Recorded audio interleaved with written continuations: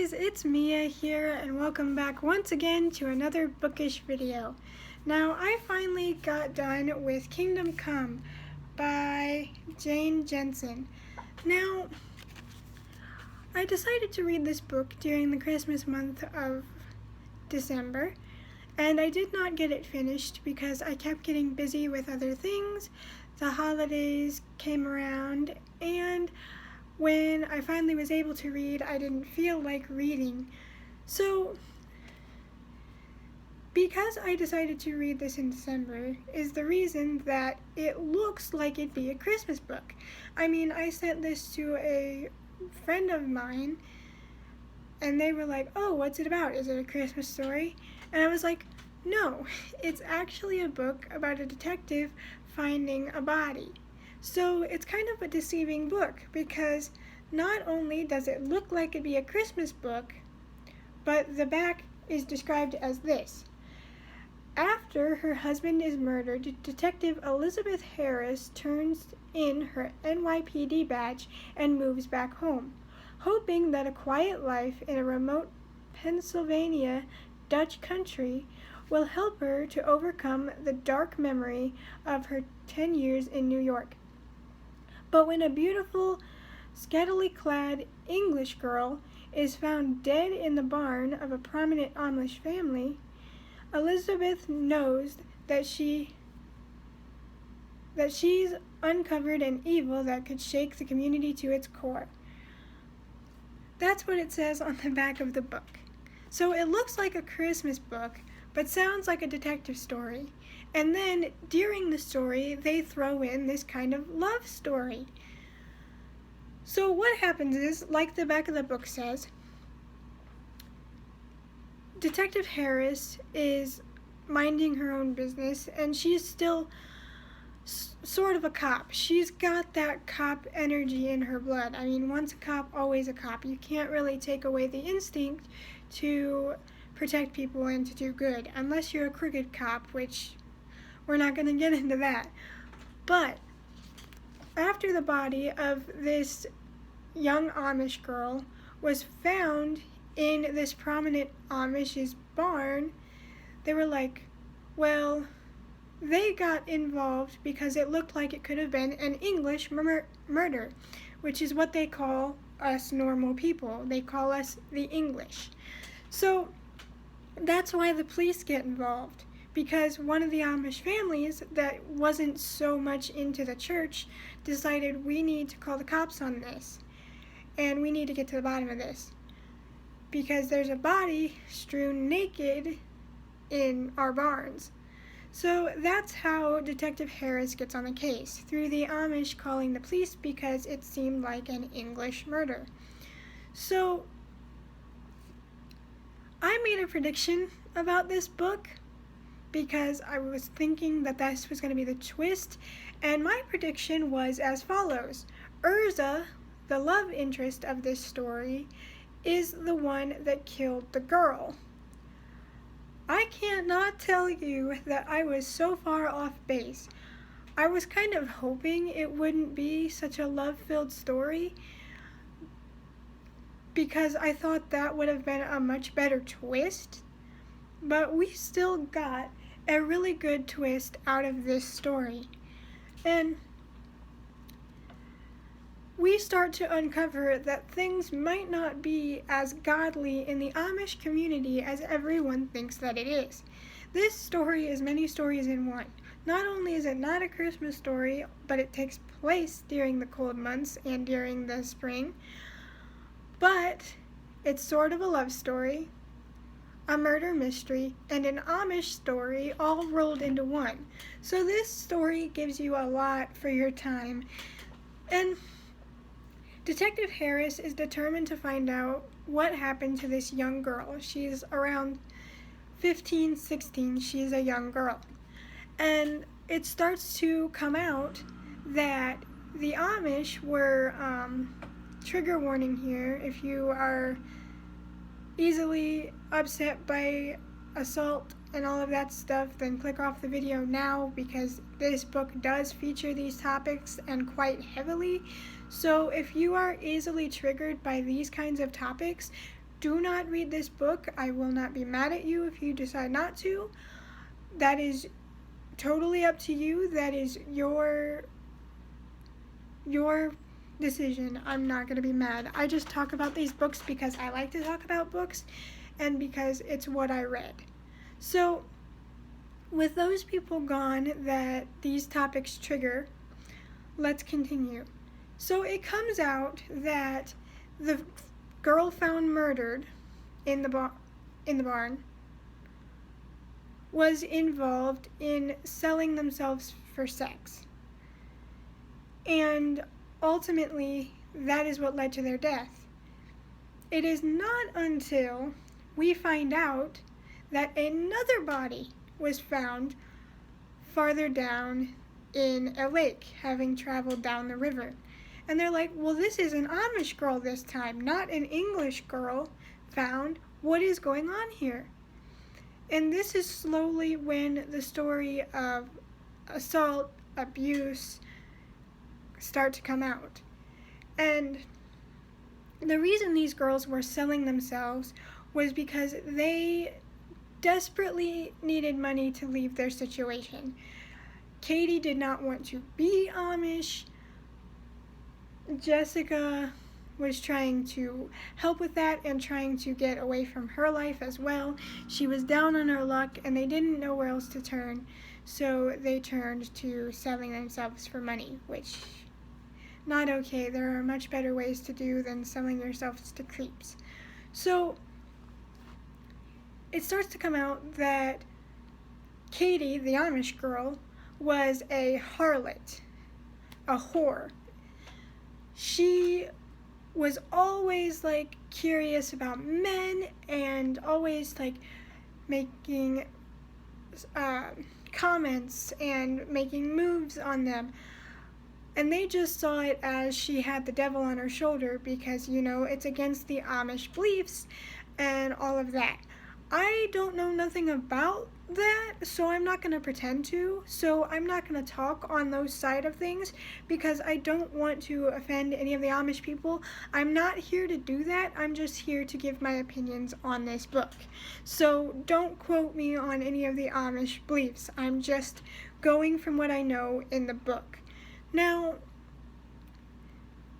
because they think, oh, it's just the devil on their shoulder, it's her fault, she's always been this way, they don't lead to maybe she was physically assaulted from a young age and that's why she's so curious about the male body and talks the way she does and acts the way she does, is because she was used from a young age, which is so sad. But because he repented and because the church forgave him, he continued to do it without issue and without facing those crimes. So that starts to come out. And Detective Harris is like, well, this girl, this Amish girl, acts the way she does because she was abused. She didn't know any better because she was used like that from a young age. Did you guys ever think of that? Because she's an English and from the outside, she is willing to put a different perspective on these scenarios. And the Amish are not happy with that. They say you're trying to corrupt our women and our children. You're trying to seduce our men, because she is slowly starting to fall for Urza, the man I mentioned earlier, which is why I thought it'd be a good twist if Urza turned out to be the killer, because she was falling like really in love with him, finally getting over the death of her husband. And I'm like, I know it'd be tragic, but if Urza was the killer, that would add such another layer of complexity to this story. So she is bound and determined to find the killer of not one, but 2 women. And because she is so determined, she starts to get on the bad side of the Amish community, being called an English, a corrupter, a seducer, and all this other stuff. And they ban her from coming back to the Amish community But she, being the stubborn, hard-ass homicide detective she is like, I'm going to solve this case whether you want me on it or not. There is something more going on here, and we have to figure out what it is before more people end up dead or assaulted. So she decides to go back against her department and the Amish leader's wishes, and she slowly starts uncovering clues, and she is also still seeing Urza when he finally comes to her after not seeing her for a while, and he's like, I've wanted to leave the Amish before you got to this case. Me leaving the Amish has nothing to do with you, which is another reason why I thought maybe Urza's the killer, because he already stated he wanted to leave, and because he's this big guy who has the strength to carry a body and has the strength to take out a body or a person, and he already wanted to leave. Hello, it's him. It's gotta be. He's suspicious right now to me. But no, that twist didn't end up happening. As much as that would have made me so happy. Not happy for anyone dead, just happy story-wise. I sound so sadistic. I swear I'm not. I just like a good story with a good twist. Ugh. Anyway. So she keeps pushing and pushing and pushing and pushing against everyone's wishes. She goes out in the middle of the night, not being able to sleep because she's having nightmares, and she takes a metal detector, determined to find the phone that Katie, the Amish girl, supposedly had because Jessica gave it to her. And that's when stuff starts to unravel. She decides, well, I'm going to go to this Amish house and check them out because they've been suspicious of me this whole time. They've been looking at me and Urza like we're nothing but demons and corrupt and gross. It's not okay. So she goes there, poking around in the middle of the night, not allowed to be there under her jurisdiction or the Amish's, and she broke and entered. But that's besides the point. She uses the metal detector, and that's what led her, the metal detector and blood spray that helps, luminol, I think is what it's called, to detect blood splatter even after it's been days or weeks or months or whatnot, what have you. It sends trace residue of the blood particles because blood is really hard to get rid of even if you bleach, and there are some particles that you can't see that the luminol will bring out. So that's what she uses. She uses both the luminol and the metal detector to lead her back to the murder site. And she finds it in one of the Amish family's barns, the Lamps. I think that's how you say their name. That's how I'm going to say it because it's L-A-P-P, Lamps. That's what I'm going to call them. So she finds trace evidence of blood, and then she finds her phone, and then lo and behold, the Amish man that has been against her this whole time comes in the barn. It is the middle of the night, and she's not supposed to be there by 2 jurisdictions. What is she going to do? So she confronts him about the blood and about finding the phone. Excuse me, I still have a bit of a sore throat. She confronts him about that. So he's talking, he's horrified because he was the one that assaulted this poor girl, and he did know that she had taken a video of him for proof and to get money from tabloids, but he was not the one that killed her. And I'm not going to say who killed her, because if you guys do decide to read this, I don't want to spoil that for you, because it'll spoil the whole book if I do. So I'm not going to tell you who or how it ends. Now, This book was surprisingly good. I mean, I've read a few Amish style stories, and they're always kind of good in an, oh, this is a cozy story kind of way. I could sit there in my warm pajamas with a mug of hot cocoa or tea or whatnot and sit there and read it and enjoy it. They're cozy. They're not necessarily like hard to read because you're not sitting there saying, is this kid the killer? Is that kid the killer? Is this the killer? Or are they going to have to go on this adventure, that adventure? Where's it going to lead them? Who's going to die? You don't have to normally think about all that. You're just kind of along for the Amish ride, and it's just easy reading. This one combined the Amish with the darker side of reality, and that is the monsters that humans can be.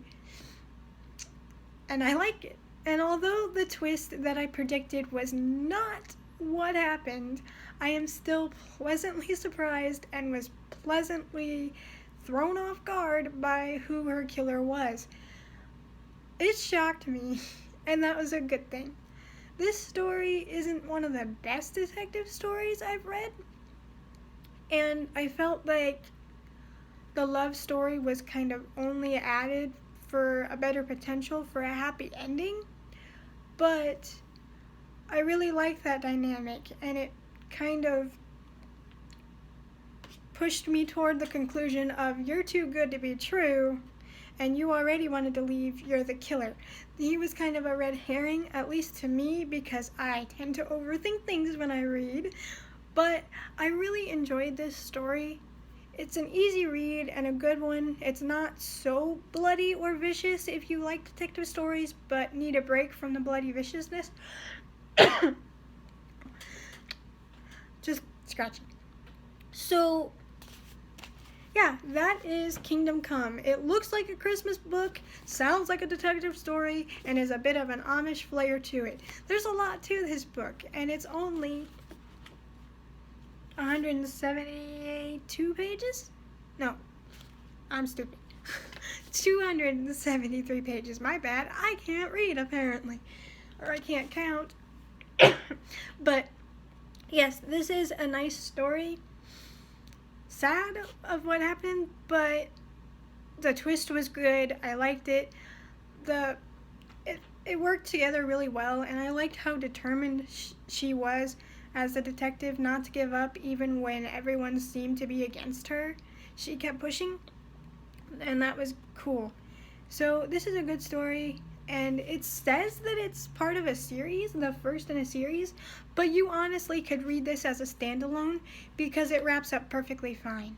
I don't know if it's like a connected universe story or what, but I honestly am perfectly satisfied with the conclusion and everything in this one, so I don't think I'm even going to bother with the other ones because there's no cliffhanger and none of that. It wrapped up perfectly on its own. So if you're just looking for a quick read that you don't need to get too invested in, here you go. Kingdom Come by Jane Jensen.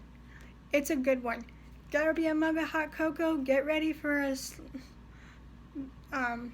slightly less horrific detective story, and sit down and have a good time. Before I go, I almost forgot. I have them sitting here, yet I almost forgot. I was going to read The Shadow of Kyoshi, but if you guys read my spoiler review for Rise of Kyoshi, you'll know that I really didn't care for how anticlimactic that ending was.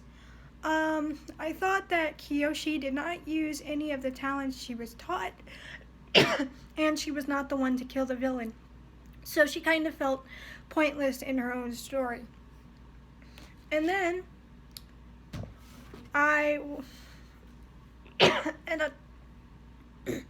and on top of that, the Golden Compass has been calling my name because I recently watched season 2 of the HBO series His Dark Materials. And that got me so excited, and because I'm not as familiar with the books as I am the movies, that made me really want to go back and reread this series. I do have all 3, and it's really shining. Sorry, it's I can't really help it. But I'm gonna read this. I'm so excited. And then this is actually going to be a buddy read with a friend of mine over the internet. So I'm gonna have to wait for him to get that, but that's okay. There's no rush. So until my buddy gets this copy, if he manages to, I might read a short book called Leaving the Lavender Tides. And I'm not sure what this is about, but it's a tiny little book, and I've had it for a while, and I think it's about time to read it, especially if I'm in between books waiting for him to get this one. This is going to be fun, I think, if he manages to do it. So keep an eye out for this, and I don't know what movies and shows I have in the works right now, because currently a lot of the shows I am watching are more than one series. And I gotta shut up now because I'm losing my voice as I speak, if you can't tell. So I'm gonna shut up now. I hope you guys enjoy your reading, and I hope to see you next time. Bye, guys.